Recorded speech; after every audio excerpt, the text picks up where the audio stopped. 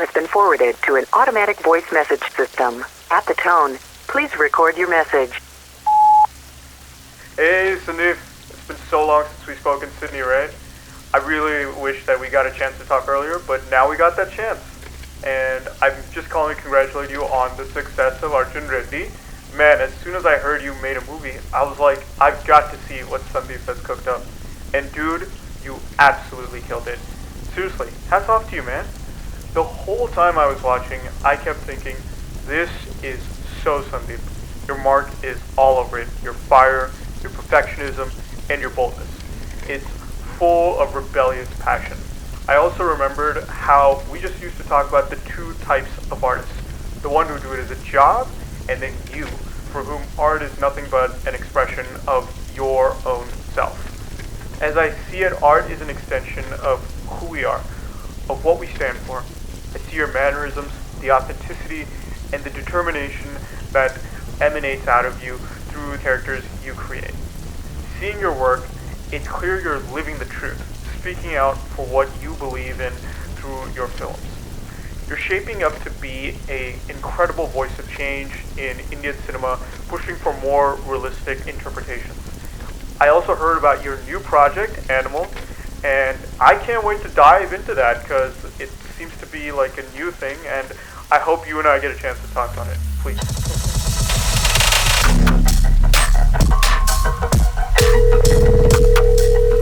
Your call has been forwarded to an automatic voice message system. Hey, Sandeep. Thank you for sending over the script for Animal. Got to say it's centered around one of the most complex characters I have read in recent times.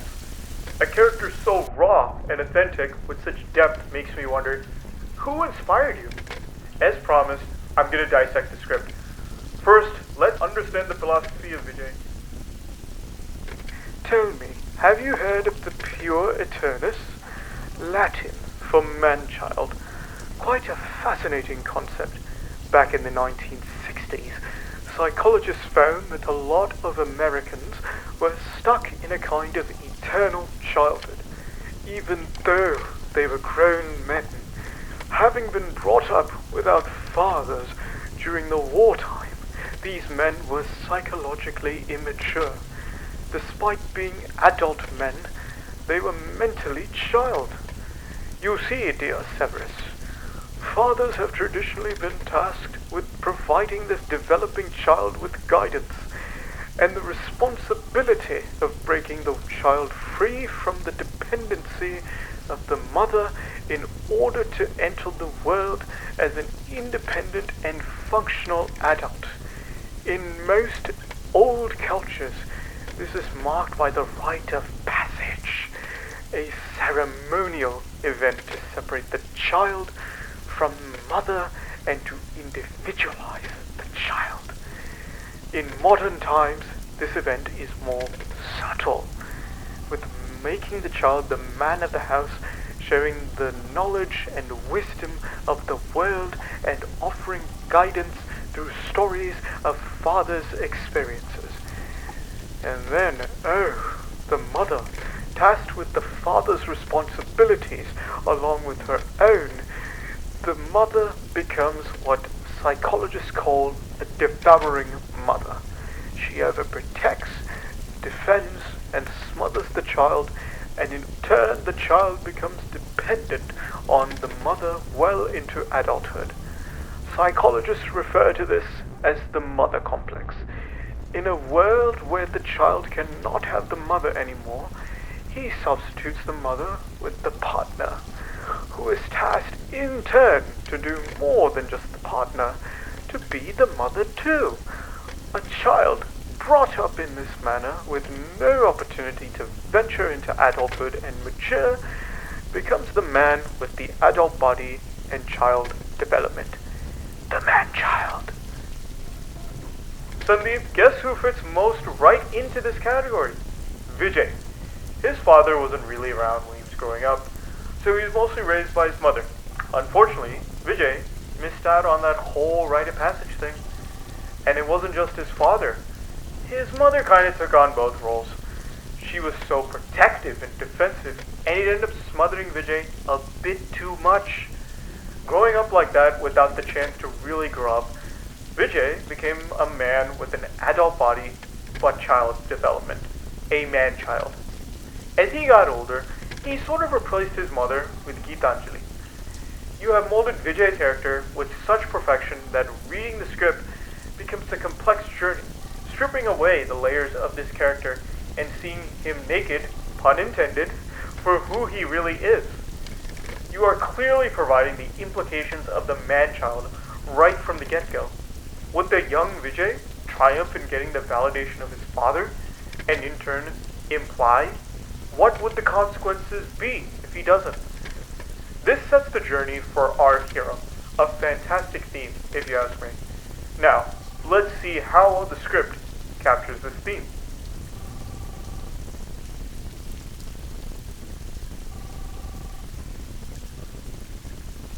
To evaluate the script, I'm using the same coverage template we used back in the days. You know, the mark sheet of the script. The concept and story, of course, gets excellent points from me. In case of the characters, as I was reading, one thing really stood out. Lack of character arc for Vijay. Character arc is how the character evolved over the story. A character could grow or fall, but having a flat character is like really bad. In our case, Vijay starts off with these animal-like behaviors. Truthful for the title, uncontrollable and angry, which leads to serious events, like shooting a what? An AK-47?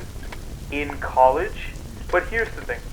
The character that starts off as an animal doesn't really change or grow throughout the story.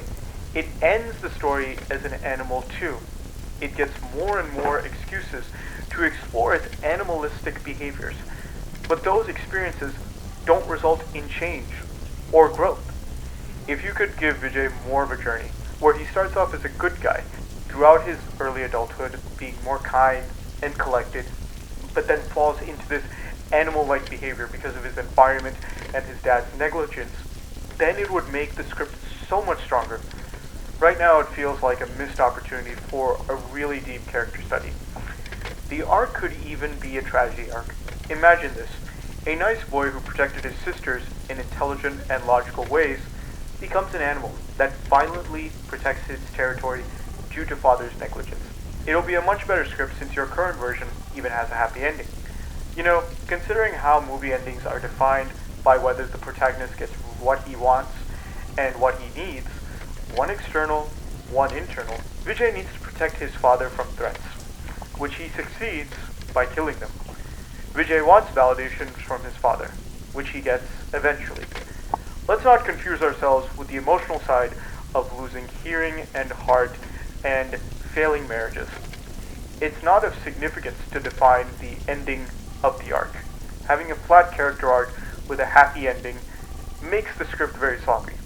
I could send you my notes from the school days. I'm sure they will help you rewrite. Oh, by the way, one more thing. All the other characters are pretty flat too, not just Vijay. They don't really have an impact on the story. They're just there to support Vijay's nuisances. They're all one-dimensional and don't really add much to the plot. It's a big difference from Arjun Reddy, which had a lot of interesting characters with real personalities. Moving on to the dialogues, I have once again reservations. They're kind of all over the place, to the point where it feels unrealistic and almost psychotic. Let's run our script through the thinking patterns chart. This is a map of how people think, from a lower level of egotistical thinking, mostly associated with animals and reflexive beings, to extremely aware, intersystematic thinking that could only be achieved by years of intense mental training and meditation. Or, if you happen to be Buddha. To make it easier to understand, let's map it like this. At the bottom, you have the absolute psychopath, like Ramana, who just does what he wants, and Sudale, who does the same, but for pleasure. Next up are your average neighborhood robbers, like Rocket Raja, who are just all about exploiting others. Then you have people who are really into orders and rules, like Rayana. On the positive side, it is religious and righteous, like Virumati. Then there are meritocrats who believe in talent and logic, and that should always win, like what Manoj and Maran stand for. Next, you have the protectors, who believe in inclusion, human rights, and the goodness of people, like Michael and Chandru. And finally, you have strategists, who are always planning and scheming with these huge worldviews in games that nobody else really understands. Think Michael Corleone. Now, let's dissect Vijay's dialogues in the movie. It's kind of interesting how we see him starting off doing well in school, explaining the animal kingdom. But then later on, he talks about the hip being an indicator of fertility? A tribalistic view clothed as a scientific one. It's not that the pelvis theory itself is dumb, it is. It's just how he's applying it. See what Yuval has to say about this. Think about how animals are born. Fully functional. Take a goat, for instance, ready to walk and play without depending on their mother right after the birth. But humans, being a cognitive species, spend a whole year tucked away in a cloth, crying immobile. Why? Because of the larger sizes of our brains compared to other animals. This large brain, which results in a pretty large head, causes great pain for mothers during childbirth, leading to deaths from birth complications. Nature, however, has corrected this by allowing premature human births to survive and these genes being passed on to the next generations to be fit for survival. Over time, this led to the human babies being born premature, but in a healthy trade-off to save the mothers. What does that have to do with hip sizes, you ask? Through a similar process, mothers with narrower hips die off, allowing those with wider hips to pass on their genes, along with thousands other corrections by nature. But it's not something that's happened for our species, Homo sapiens, but rather for our ancestors, Homo erectus, almost 2 million years ago. In modern times, with cesareans and surrogacy, hip size has become an obsolete indicator of fertility. It's pretty amazing how humans have become so self-aware and creative that we can essentially control our own evolution.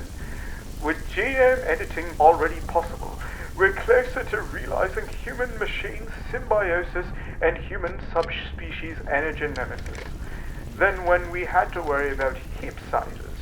Sandeep, since you're a physiotherapist, I'm sure you're aware of all these things. Vijay, being a college student and talking about such random stuff, dilutes the script to the point I'm wondering if you added your own words to the mouth of Vijay. Did you write these dialogues intentionally to push a certain narrative that is not even true? The next time we see him, he's defending his sister to be more independent, and immediately controls her. Then he's threatening to kill his sister's partners. He even challenges his brother-in-law with the vision to leave the company for the next 10 to 15 years. A timeline that requires Vijay to be the one playing the game. As the story flows, the characterization fluctuates all over the place, resulting in a heavily inconsistent plot and dialogues. If there's one thing that we learned in film school, it's that this character isn't just animalistic, it's purely psychotic. It explores tendencies of bipolar disorder, dementia, or schizophrenia. The problem with such characterization is that this troubled individual cannot pose as a normal human being in the world. They will easily be noticed and would struggle to lead even a basic, simple life. The fact that his entire family and partner failed to detect these behavioral shifts is a huge plot hole. If you don't rewrite these dialogues, it won't just create an animalistic character, but a deeply troubled one. Uncontrollable, psychotic character, which I hope is in your intent to study. Why don't you refer to the character study of the Joker, which starts at 3 and consistently falls to -1, showing a steady arc even for the study of the mentally unstable. This is the scale from our school days. 4 character levels in the arc. Other than that, I don't have any reservations about the script. The originality of the story, the screenplay structure, and the theme you're exploring all get top marks from me. Finally, I would suggest you refer to Taxi Driver, The Machinist, and Sigapur Rojakal as sources to refer to.